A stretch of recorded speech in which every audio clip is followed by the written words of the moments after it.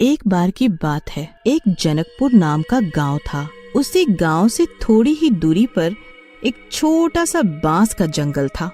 एक दिन राकेश नाम का आदमी जब अपने ड्यूटी करके आ रहा होता है तो उसे आने में अंधेरा हो जाता है, तो वो जल्दी घर पहुंचने की सोचकर उसी जंगल से आता है, क्योंकि जंगल वाले रास्ते से उसका घर पास में ही पड़ता था। तभी वो जब आ रहा होता है तो उसे ऐसा लगता है जैसे कि कोई उसके पीछे आ रहा है। वो जब डरते हुए आगे बढ़ने लगता है और उसे किसी की घुंघरू बजने की बड़ी डरावनी आवाजें आने लगती हैं। अरे ये कैसी आवाज है घुंघरू बजने की? राकेश बहुत घबरा जाता है। तभी कोई उसके पीछे उसके कंधे पर हाथ रखता है। वो बहुत डर जाता है और जब वो पीछे मुड़ता है तो वो एक चुड़ैल होती है।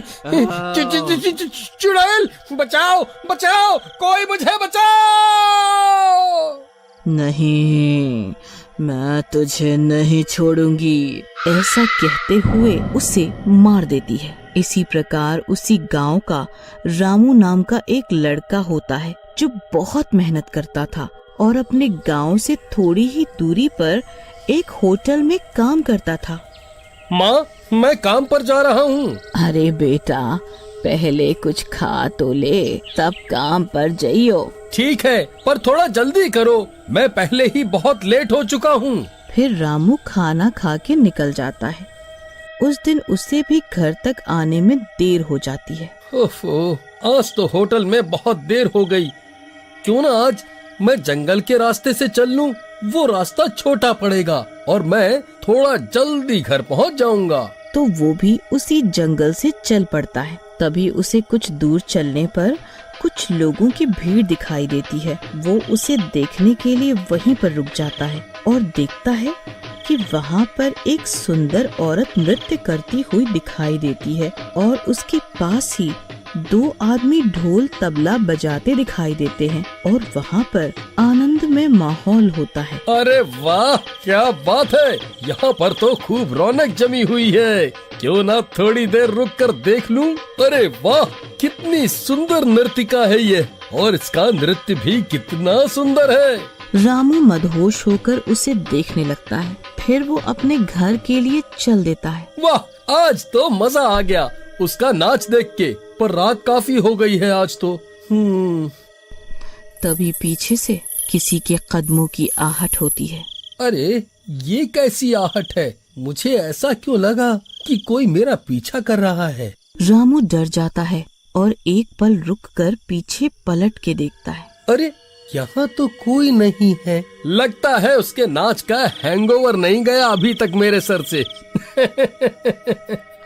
फिर जैसे ही रामू थोड़ा आगे बढ़ता है तभी फिर से उसके पीछे एक साया के भागने का एहसास होता है। तभी उसे ऐसा महसूस होता है कि कोई पीछे से उसके कंधे पर हाथ रखता है और जब वो पीछे मुड़ता है तो वो एक खूंखार चुड़ैल होती है। अरे बचाओ, चुड़ैल चुड़ैल! रामू जोरों से भागना शुरू कर देता है और वो चुड़ैल भी उसके पीछे पीछे भागने लगती है।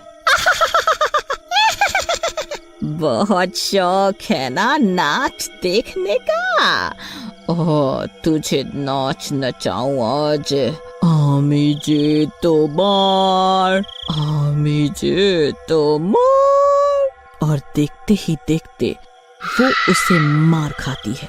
फिर कुछ दिन बीत जाते हैं। उसी रास्ते पे एक नौजवान गुजर रहा होता है। तभी उसे लगता है कि कोई उसके पीछे आ रहा है। राजू पीछे मुड़ के देखता है और रुक जाता है। जी आप कौन, और आपको मुझसे क्या काम है जो मेरे कंधे पर पीछे से ऐसे हाथ रखा? जी, मुझे अपने घर जाना है। चलो तो मैं तुम्हें तुम्हारे घर छोड़ देता हूँ। नहीं, मेरा घर यहाँ से बहुत दूर है। चलो ठीक है, तुम मेरे साथ मेरे घर चलो।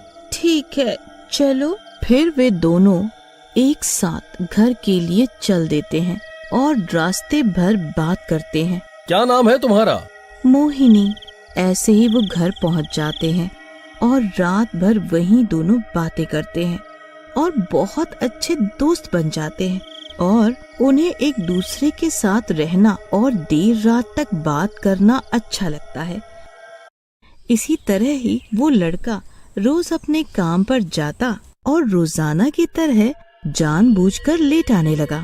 वो लड़की रोज की तरह उसके कंधे पर हाथ रखती, उससे बात करती और रोज उसके साथ उसके घर जाती और देर रात ऐसे ही दोनों बातें करते। इस तरह राजू इसी तरह उस लड़की के वश में हो जाता और रोजाना वही कहानी दोहराता है। बेटा, आजकल तुझे क्या हो गया है? तू हर रोज काम से देर रात लेट आता है और खाना पीना भी अच्छे से नहीं खाता। कहीं तू मुझसे कुछ छुपा तो नहीं रहा है, या तेरी तबीयत तो खराब नहीं है ना? क्या माँ, कुछ भी बोलती हो तुम। बुढ़ापे में सठिया गई हो लगता है। अब जाओ और मुझे आराम करने दो। राजू की माँ को राजू का व्यवहार बहुत खराब लगता है, पर वो चुपचाप वहाँ से चली गई। फिर दूसरे दिन ही उसके पेट में बहुत जोर से दर्द होने लगता है। वो अपनी माँ से कहता है, माँ, मेरी तबीयत ठीक नहीं है, मेरे पेट में बहुत दर्द हो रहा है। उसकी माँ कहती है कि आज तुम काम पर मत जाओ, घर रहकर ही आराम करो, आज तुम्हारी तबीयत ठीक नहीं है। राजू की माँ को कुछ शक होता है। राजू की माँ एक वैद्य के पास जाती है और उसको सब कुछ बताती है और वो औषधि लेके आ जाती है। राजू, ये औषधि ले, खा ले। ठीक है। वो औषधि खा के सो जाता है। उसी रात के 12 बज रहे होते हैं। तभी रामू के घर का दरवाजा बहुत तेजी से अपने आप खुलता है। फिर जब राजू देखता है तो वो लड़की वहाँ पर आ जाती है। तुम यहाँ कैसे? मैंने तुम्हारा बहुत इंतजार किया, लेकिन तुम वहाँ पर आए ही नहीं, तो मुझे ही यहाँ आना पड़ा। राजू को ये सब सुनने में बड़ा अजीब लगा, लेकिन उसे उसके साथ बात करना अच्छा लगता था, तो उसने ध्यान नहीं दिया। लेकिन जब बात करते करते राजू का हाथ उस लड़की की कमर से छू गया, उसे ऐसा लगा जैसे उसके साड़ी के पल्लू के नीचे कोई सिर्फ हड्डियां ही हो और कुछ ना हो।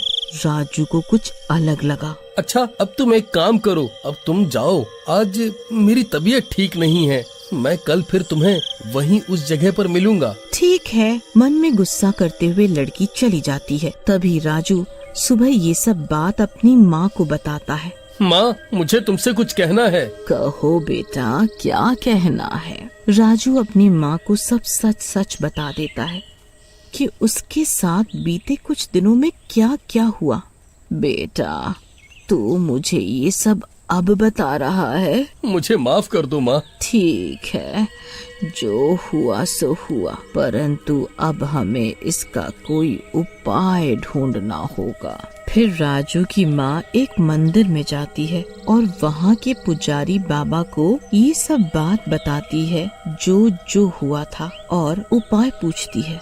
चिंता मत करो, मेरे पास इसका उपाय है। तभी वो बाबा उसे एक तावीज देते हैं और उस लड़की के गले में पहनाने को बोलते हैं। उसकी माँ वो तावीज लेके आती है और राजू को दे देती है और उसे बता देती है कि आज जब वो लड़की आए तो उसके सो जाने पर ये तावीज उस लड़की के गले में डाल देना। ठीक है माँ, यही सही मौका है इसे ताबीज पहनाने का। फिर जब रात को मोहिनी घर आती है तो वो दोनों खूब सारी बातें करते हैं। फिर राजू मोहिनी के सोने का इंतजाम करता है और जैसे ही वो सो जाती है, राजू वो ताबीज उसके गले में डाल देता है। ताबीज के गले में डालने पर वो लड़की चुड़ैल के रूप में आ जाती है और जोर जोर से चिल्लाने लगती है। मूर्ख, ये तूने क्यों किया? मैं तुझे नहीं छोड़ूंगी, मैं तुझे नहीं छोड़ूंगी। अब तू नहीं बचेगा मेरे से। परंतु थोड़ी ही देर में ताबीज की शक्तियाँ शुरू हो जाती हैं। चुड़ैल का सारा शरीर जलने लगता है। अरे, ये मुझे क्या हो रहा है? मुझे बचाओ, कोई है, मुझे बचाओ। नहीं। थोड़ी ही देर में चुड़ैल भस्म हो जाती है और उसकी हड्डियां पड़ी रह जाती हैं। राजू उनको हवन कुंड में डालकर जला देता है।